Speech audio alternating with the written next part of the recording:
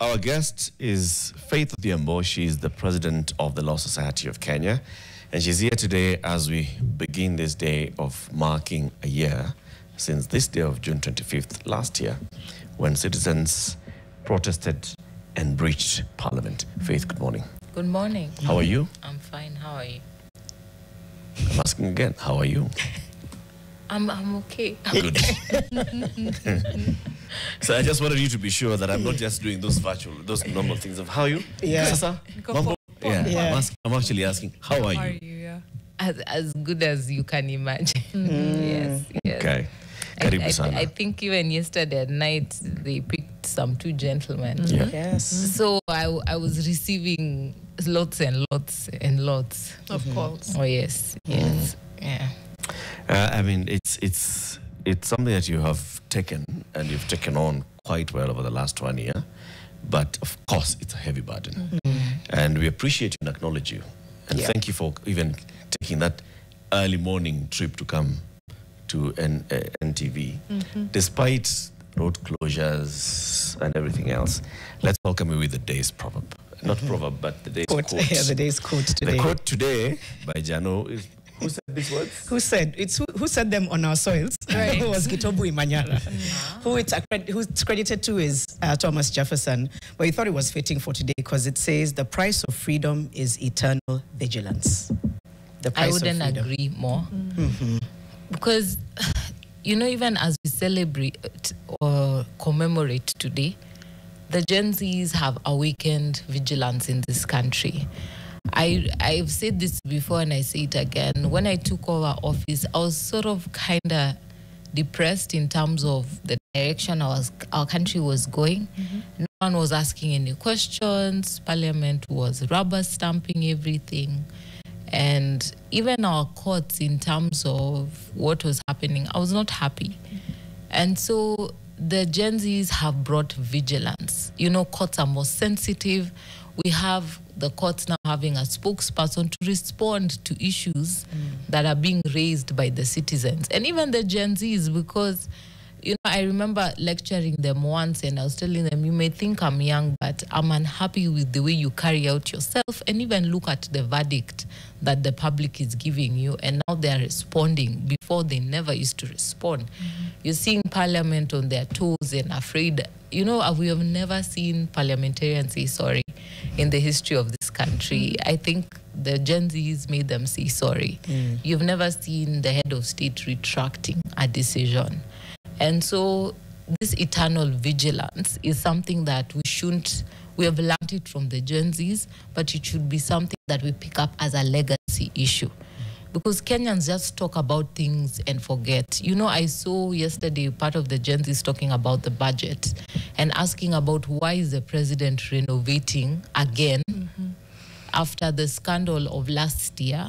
Why are they hiring more advisors yet again after promises that were given to Kenyans and now are being reneged because of the comfortability of being the broad-based government? This eternal vigilance is something that we must raise both to the opposition and both to the government. Because if we do not continuously raise our voices, then we lose our place. And the Constitution gave us public participation. But if you look even at the first articles of the Constitution, it's power. The power belongs to the people.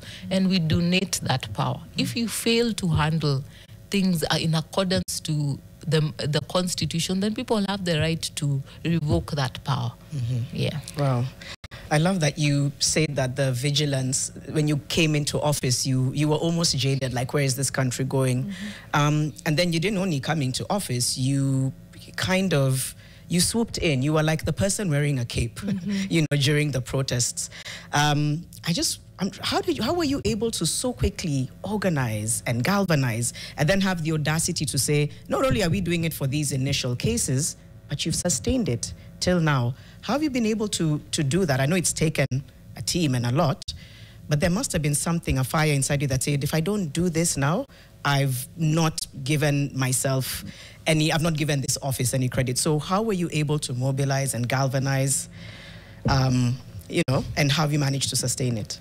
Okay, At the inception, I remember the first day, I don't know if it was the 18th, when we were tear gassed at Central Police Station, and we managed to get everyone out because we said we are not going until either you charge them, we see the OB and we know how many people, and we're going to come here to ensure we represent them in court. Now, what happened is, at the end of the day, is that the police, after a lot of back and forth, orders from above, they ended up releasing every single person. And you know, I asked myself, if we didn't come here, if we didn't brave the night, then what would have happened? And I remember some few members of parliament coming to join, some lawyers who were in politics coming to join, to all also brave the night, and the solidarity that we saw from different parents.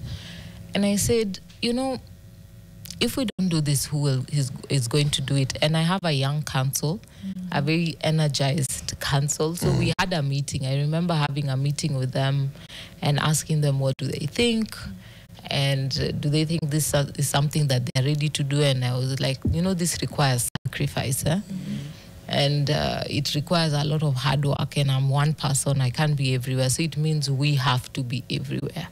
So we agreed on sharing responsibilities and who does what, and I give them my commitment, my entire support. I talked to the branch chairs and I told them, you know, this is going to happen around the country. Can we count on you? And they were totally in support. And, you know, the funniest thing is, slowly as we kept, you know, sharing and raising what was happening, the anger kept growing.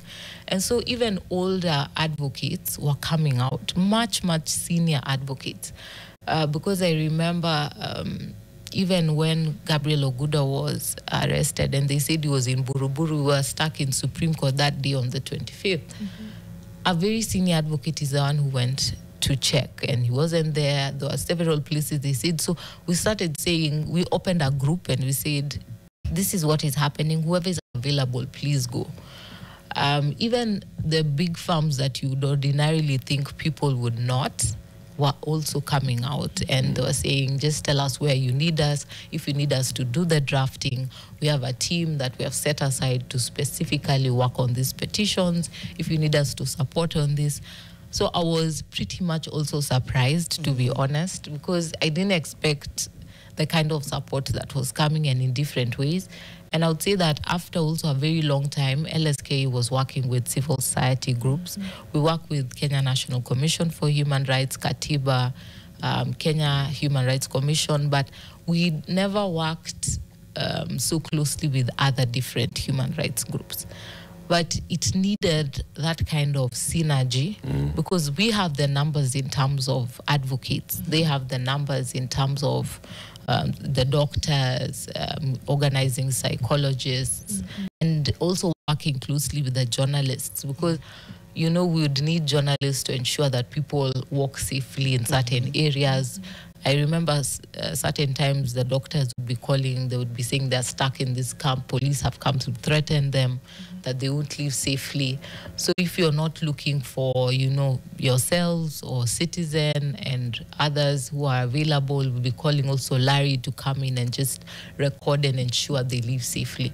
So I think the kind of solidarity also we saw that was happening in different areas was what also kept us going. Right. Yeah. Amazing. What you've described is leadership, you know. You spoke, you had a problem, you spoke to your team, you figured a way forward, you implemented, you collaborated. It's what's often missing, but I do think you have an amazing team, and I've had the pleasure of hosting several of them, and so have we as Fixing the Nation. Ian Mutiso, James Wanjeri, Janja will hopefully come, you know, on as well, but that's just a few. I know it's a really big effort. When you think of the not the excesses, but rather the disregard for the law, what keeps you pushing? Because sometimes we see court orders be disobeyed. We see, blatantly, and it's like, okay, how do we keep pushing when they are moving as if they don't hear us? You know, we say you cannot be unidentifiable, but they wear the masks, you know, things like those. So there it's just on command responsibility. You know, for the first time, I think after quite a bit, because I remember there was a case that was brought against Kinoti, and Justice Odunga set sort of the trend that you can issue orders against a sitting high officer, and even extend that those orders will be implemented when you leave office, because actually Kinoti would be serving jail time right now. That's when he took it seriously and went to the Court of Appeal. So particularly the case against Masengeli when he was acting IG and refusal to obey court orders was quite, I think, also cutting. It was also a good basis to encourage people that the law also sometimes can bite. I was unhappy how it ended, but at least the message was sent home, in spite of the intimidation, because the judge mentioned that his security was being accosted to say where he had moved, where he had gone, and we came out also to support him. And also, the case against Japheth Koome on terms of criminal responsibility is irrespective of you not having directly committed, but in command responsibility.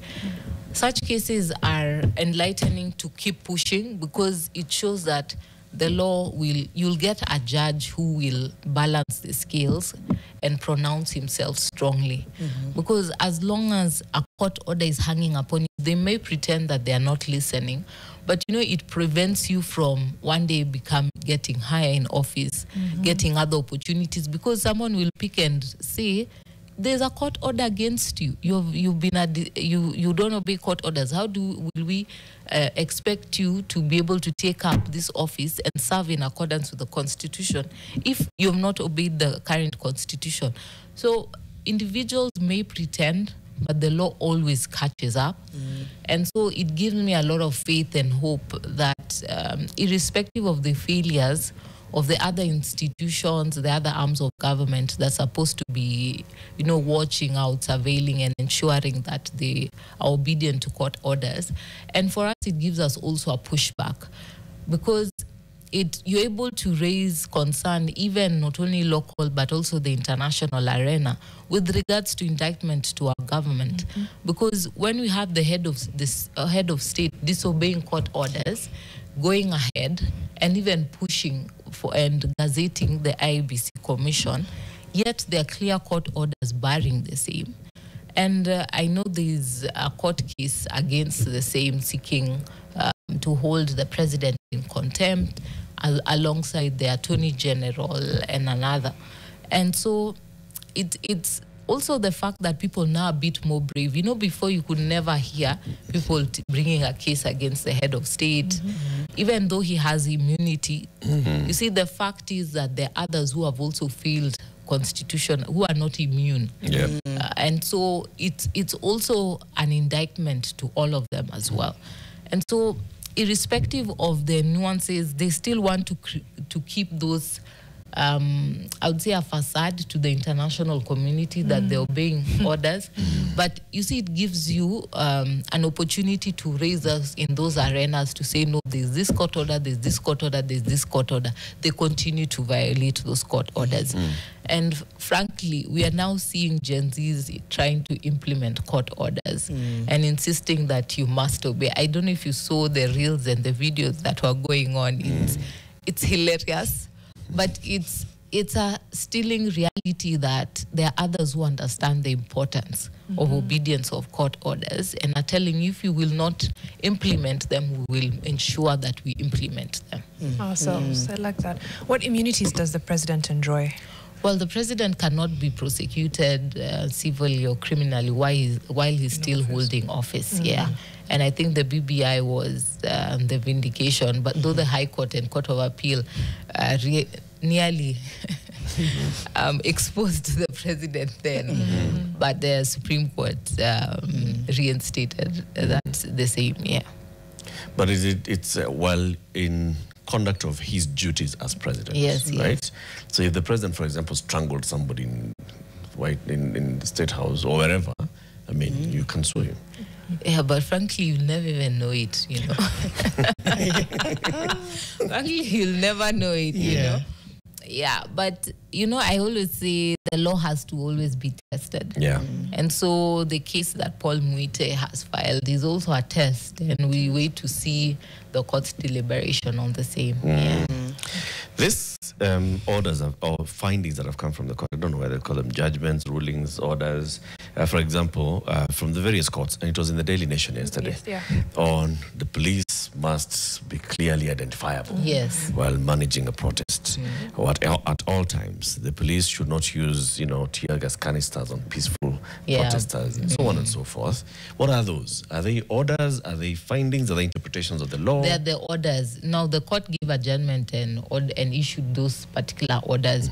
And so they must obey those court orders. It's not a cherry-picking choice that we can say we'll agree to this, won't agree to this. As long as they have not gone to court to have them overturned, varied, or stayed, those are the court orders that must be obeyed.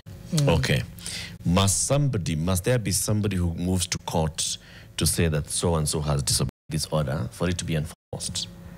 Yes, or can we just say, it's clear that you... they're using tear gas? Yes, but you see, you want court pronouncements on the punishment.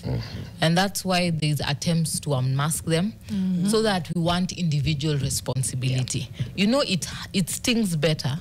When we sue Nation Media, Eric Latif won't feel it. But when I sue Eric Latif, you'll feel it directly.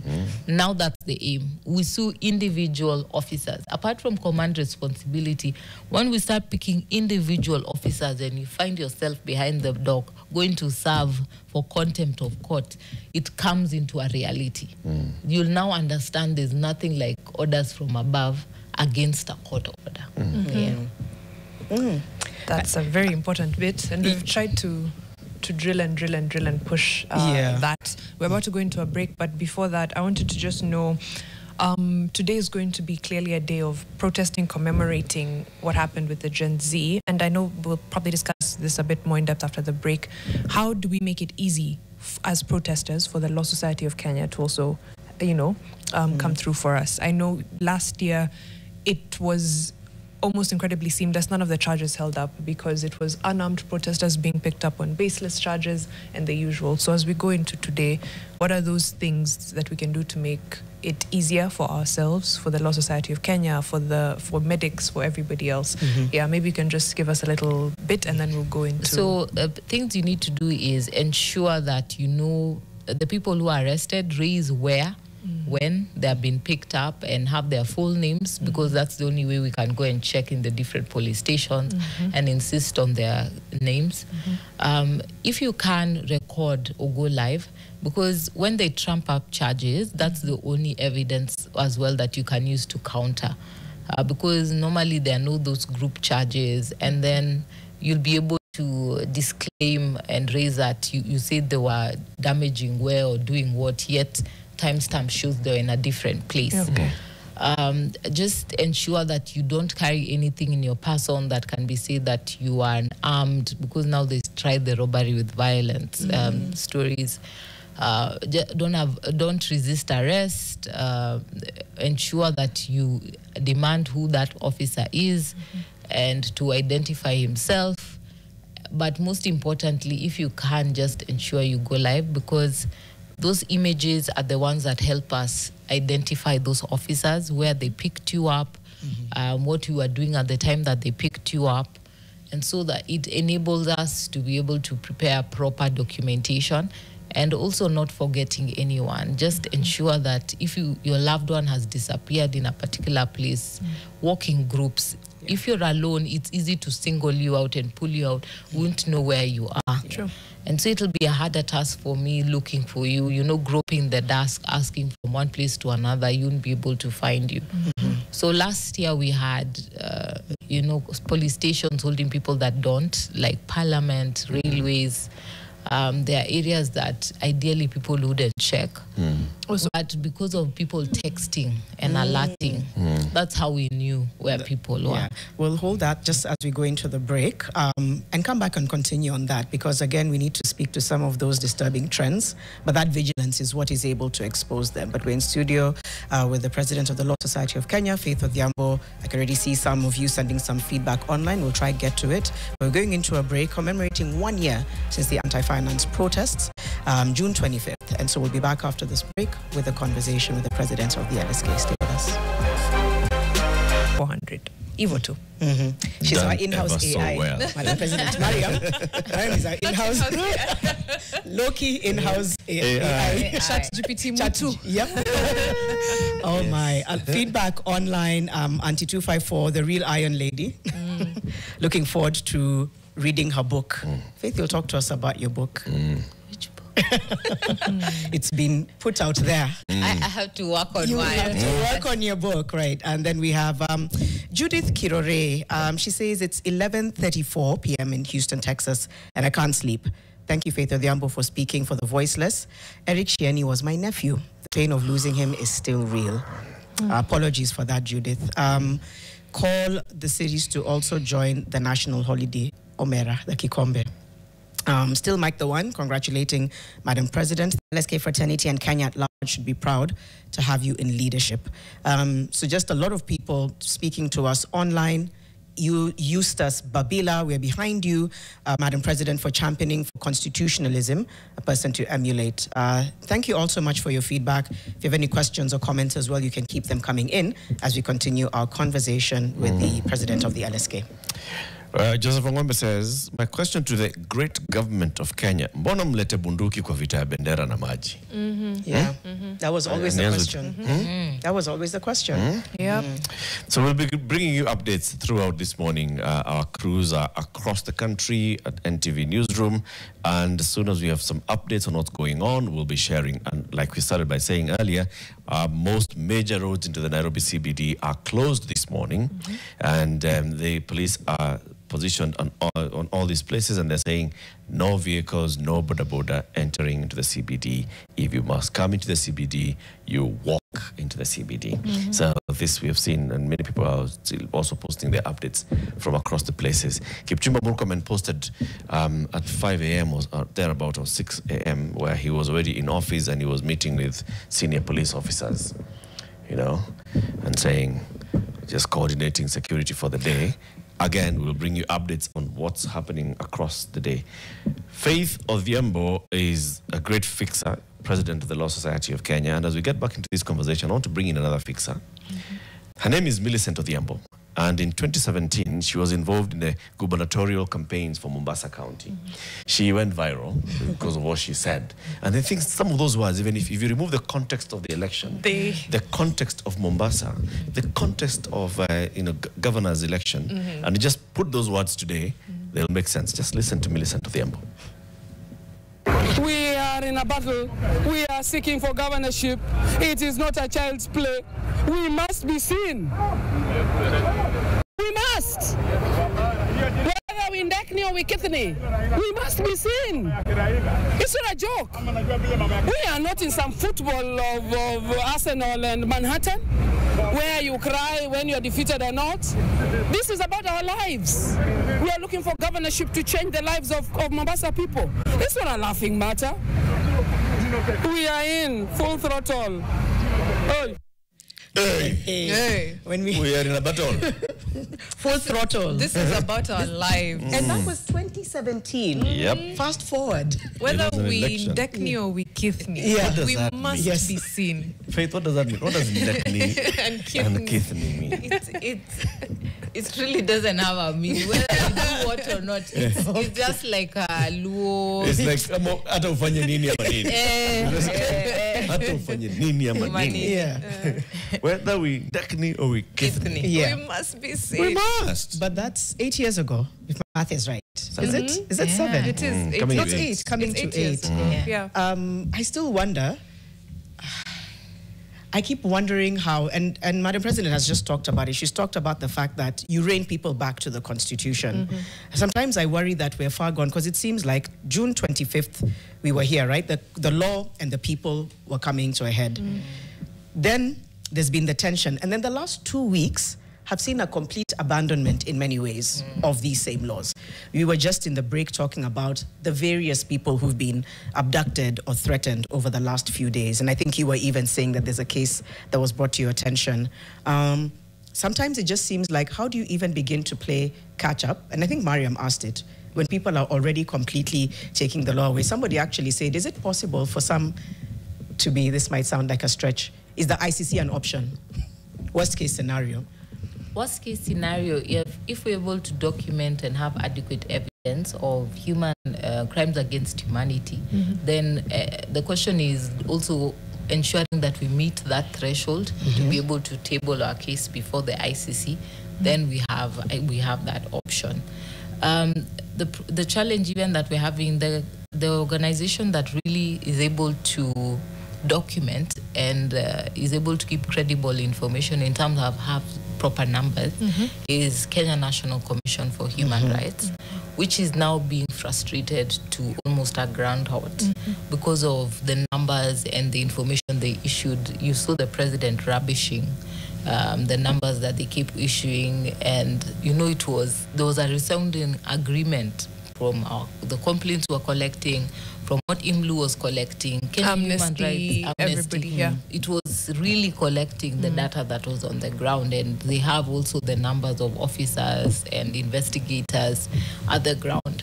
And that's why I've kept raising this concern that we have institutions that are being strapped and we're not saying anything about it.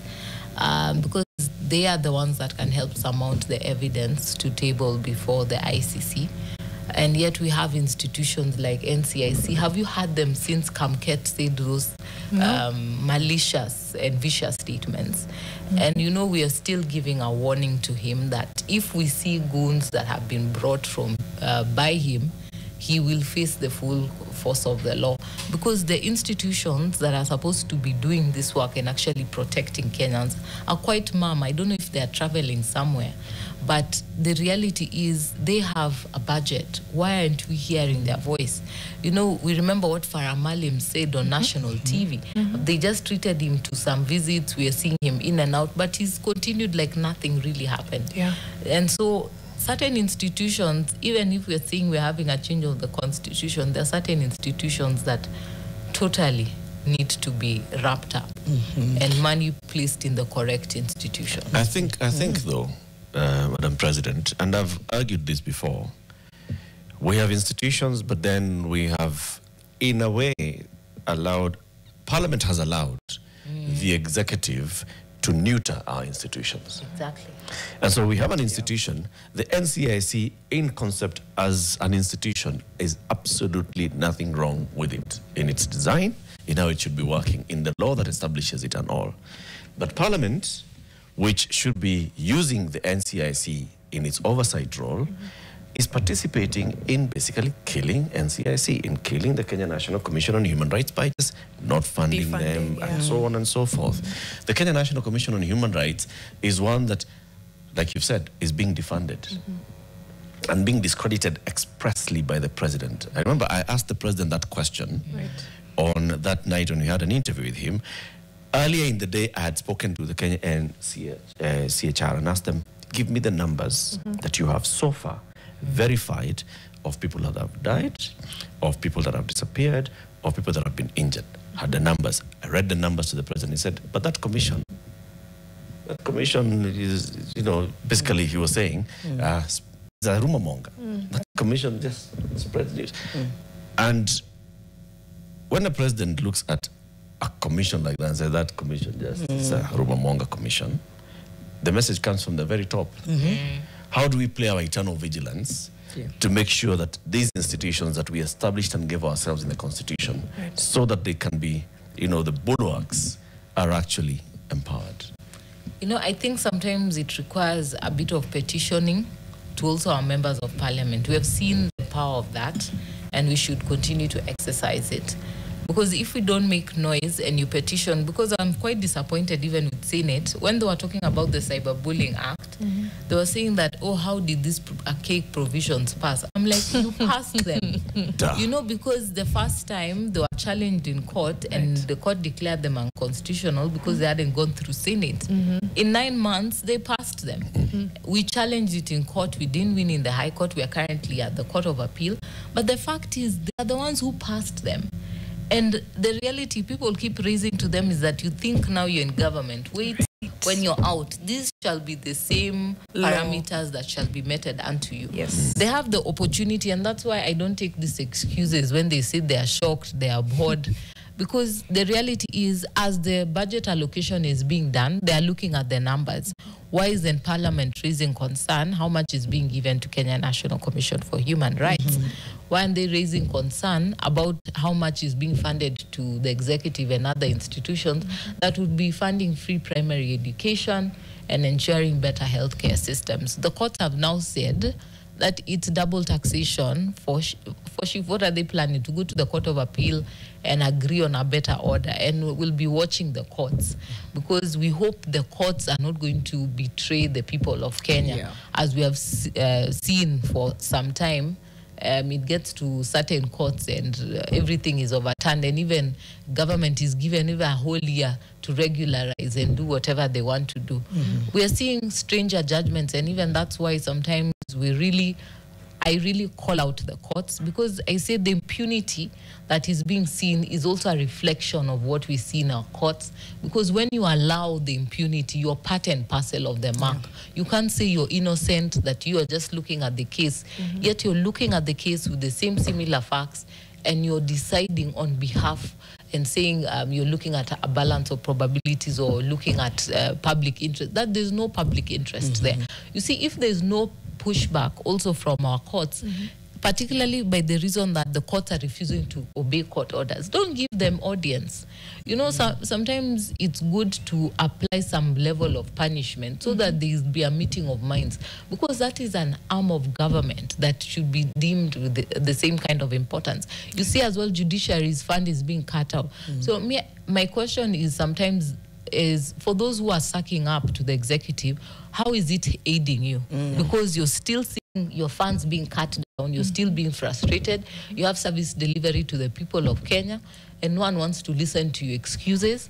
And so at least if the courts are benefiting and saying you're expanding the service delivery, the e-filing system is working better, the ICT system is now being upgraded because you have money. SGBV courts in every county. We have, If you'd be saying that things are working smoothly, you're able to hire judges more judges, more magistrates, and things are working out, then we'd sort of understand your compromise. But is a case where your cash strap as well, your budget lines are being cut the same way as other institutions being deemed to be punished for not being government apologists. Then just do the right thing. And Kenyans will stand up strongly for you. Exactly, because Kenyans have shown that this time. Is that you launched the LSK task force recently? Is that part of what you're looking at addressing? What's the core mandate? So the core mandate for the Committee on Ethics and Efficiency is to look at complaints.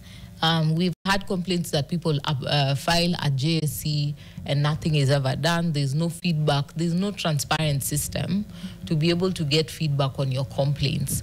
And lawyers have really complained about sometimes you submit complaints and the judicial officer reaches out directly to you. So even shocked that how even that the audacity to be the one calling you and asking you, how did you file a complaint against me? And wait, that happened? And you know, also members of the public, I receive a lot of complaints directly to myself of feeling the court has been biased in how the proceedings were done, and particularly from the less financially able, that they feel justice has been denied unto them. And those are the complaints, and also a lot of the inefficiencies that continue. You know, sometimes we make this joke that when does the e-filing system ever work? You know, people wake up at 3 a.m., 2 a.m. to try and file the documentation, but it's still not working. It can have long downtime hours.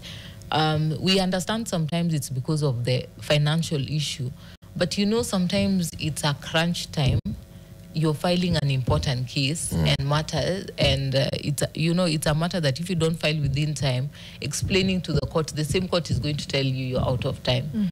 And so there are a lot of concerns in the court system that we need to address. And when we start picking and dealing with issues, and also, there are people who nowadays say the criminal justice system is a crime scene. It'll take you this long to file and get bail for your client. These are things that used to be done as a matter of course, as a young advocate, you just go get your client and immediately the matter is heard, the court fixes bail terms, and that's it. Right. Nowadays, there's a lot of other corruption issues in terms of people agreeing and fixing. I remember Boniface Mwangi exposed a certain court in Makadara for fixing between the clerk, the policeman. They organize, they bring to the magistrate, and either you pay the rates or you're being taken to jail. Right. And so it's like a business, commercial business that is running. Instead of giving access to justice, getting your refund of your bond has become extraneously difficult from the court system. And those are the things we want to deal with, because as lawyers as well, if you're not able to give justice to your client, then who will you, why would the client need you? People always say, why do you need the lawyer if you can't pay the fine? The judge. You can pay the judge. Oh, You can pay the judge. Hey, I was so innocent. As well as the efficiencies in BRS and also the land registry. I think as this sometimes the aim was to aid people, but it has become a huge frustration. There are certain registries that are well known for demanding the facilitation. And so also for members of the public, it's quite frustrating. You've paid the government fees, but if you don't pay for every single step to those officers, then nothing happens and nothing is moving in the system. And so to just deal with these issues, we want that committee, the aim is to have a longer lifespan so that these issues as they arise, they're able to continuously deal with them, and also the committee can help prosecute. So apart from even just collecting, they can help prosecute those matters, particularly for members of the public who may not know how to deal with them at a personal level, but also for our colleagues to protect them, because unfortunately these are judges that you see on a day-to-day basis, magistrates that you see. And so instead of being singled out as the Law Society, we want to protect you under that umbrella and say that this is the Law Society coming for you. It is not the individual advocate. It's not faith. I like that. Just before we get into a call, there's something I wanted to know, because a lot of the cases that are on the front page of the Daily Nation, the 60 young lives we lost last year, the need for justice has been bubbling up. But is there precedent for us expediting cases that are of public interest, whether it's from an investigations perspective to now the entire judicial process? Because I think the torture of their families, of us as a nation, not seeing anyone in jail behind bars for these things sometimes does add to the anguish.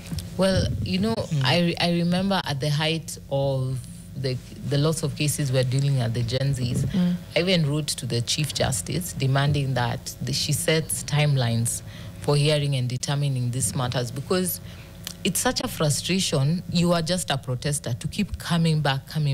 It's also psychologically a way to frustrate you not to ever get yourself. So even at the end of the day, when you're released, you're so exhausted.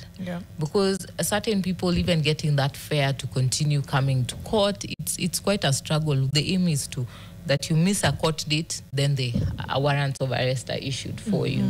Because other times you find that the matter is listed, the file disappears and things like that. So unless you have an LSK lawyer who is able to, make noise and demand for those things to appear, it would be a total frustration in the system. And so I hope that those considerations, even this time, shall be made, that those cases are heard expeditiously. We had the KDF case is still in court today, and that's a huge public interest case. We saw the CS of defense saying that, the army still stands deployed today. Right. These are ridiculous situations, and you have a judge who's just sitting on that file and taking his time, like the country. And I remember even when he was making that ruling on the first time, people were so angry. I think for the first time we had over 2,000 or 3,000 people joining and they kept changing the link until I was not even allowed in the last link. And people were saying, you're taking your time laughing on the phone, you know, because he was seen picking up the phone and he's saying he's mute, and people are seeing him talking on the phone in between giving a ruling. Right. And people were so palpably angry, and they're saying people are dying and you're just taking your time like there's nothing happening in the country. There are certain cases that are of public interest that ought to be had expeditiously. It's just that sometimes I wish they had the EQ too, or that directions would be issued, at least after a lot of noise. I think it was the Deputy Chief Justice issued a memo on children's matters, that they should be had expeditiously, given fair bail and bond terms, and ensure that children are kept in a proper place. But the reality, even if you look at the cells, apart from Kilimani is the stellar in terms of having a place where they can hold children. The other police stations really don't even have a proper place where children can be held. In most instances, you'll find them just being mixed with adults. And so unless you're there to actively pick out, and when you visit them, people tell you, this is a child, this is a child, this is a child, you know, that's when you can intervene. And you know, that's why courts also must be attuned to the challenges. They can't give excuses, particularly in extraordinary times like this. If they're able to hear and determine election petitions within 6 months, why not even 3 months for such matters? Because it's a matter of great public interest, and they only get more and more public backlash for refusing to, you know, attune themselves to the challenges of what is happening. Right. Exactly. Faith, today is a big day. I mean, there are many people who are coming into town. The police have cordoned off the Nairobi. We are just seeing from our reporters, Upper Hill, no-go zone, basically for public transport vehicles, Ngong Road, Jogoo Road, Mombasa Road heading into town, Wayaki Way coming into town. Thika Road has been clear so far. And you expect that we're going to have many, many people coming to town. There's the highest expectation and hope that it's going to remain peaceful, that there will be no lobbing of tear gas, that there will be no running battles, that none of that will happen today. But in case it does happen, and one needs help from the Law Society of Kenya, how can one call out? How can one reach out to LSK? So we have put on my page, on my Twitter handle. I don't know why we keep saying Twitter on the X handle. It's we all I'm okay, it's Twitter. on my X handle, we have put the toll-free lines, and so for different organizations, because sometimes you may think it's not working, but it's somebody who's calling, and you're also trying to call. So use all three, because we'll be coordinating. All the others that are there will be coordinating and sharing information. So whichever organization gets the information will be able to relate to us. If you're using my line as a call box, send a message.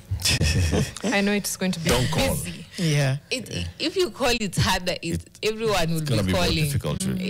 So if you can send a message, I'll be with my phone all throughout. I'll be able to respond or send people to wherever you are. Just make sure you pin wherever you are, or your friends are able to take a picture or a video and ensure it goes live or viral. And that's the way we can now build more efforts to ensure how we get you wherever you'll be arrested. But save that hotline numbers in your speed dial. You'll need it today. Okay. So we will go into the account and check the numbers, and then we'll also be sharing the numbers on air this morning. Faith, thank you very much for joining us. Our next conversation is going to have many more people. We'll have Gillian Munyao, who is Rex Masai's mom. Caroline Mutisia, who is Erickson Chalo's mom. Erickson also is one of those that died after the protest. Jacinta Ochieng, who is the mom to Kennedy Onyango, who was also shot by police and died. Those three will be joined by lawyer and activist Joshua Okayo. We'll also have student and activist Tatiana Geshero, Zaha Muli, who is also an activist and a mobilizer, and the Reverend Tony Kema. All of them having a conversation with us on this day as we mark June 25th. Your parting words as we mark June 25th? My parting words is stay safe. Eternal vigilance is required of all of us, but your life is more important to us. So make sure you stay safe. We do not want to pick your bodies. We want to keep you alive because you are the change that today needs. So stay woke, stay vigilant. All right. Thank Can I you. leave with the LSK hotline from your page 0800 720 434. 0800 720 434. And of course, we'll share as well from IMLU, Medics for Kenya, Kenya National Commission for Human Rights, and so on and so forth. Yeah. Thank you, Madam President. Keep it here. Nations coming up. Like Faith has said, let's all take care of ourselves. I've also seen a tweet by Mutua Madeka, a renowned photographer, who says, may all those who leave their homes tonight get back to their homes.